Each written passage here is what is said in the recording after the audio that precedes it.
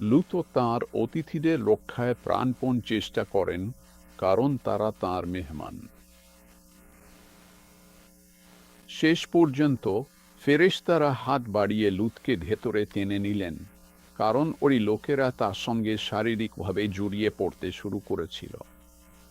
এবং বলা হয়েছে, তারা সদমের লোকদের অন্ধ করে দিল, যাতে তারা দরজা খুঁজতে খুঁজতে ক্লান্ত হয়ে পড়ল। আমি যখন প্রথম এই গল্প পড়েছিলাম এবং শুনেছিলাম, তখন আমি ধরে নিয়েছিলাম ঈশ্বরই তাদের অন্ধ করেছিলেন। কিন্তু আসলে তা বলা হয়নি। ফেরেশতারা অবশ্যই ঈশ্বরের যে শক্তি তিনি তাদের ব্যবহারের জন্য দিয়েছিলেন, সেই শক্তির মাধ্যমে তারা ওই লোকদের ওপর এমন কিছু করেছিল যাতে তারা লূতের দরজা খুঁজে পেতে অক্ষম হয়েছিল।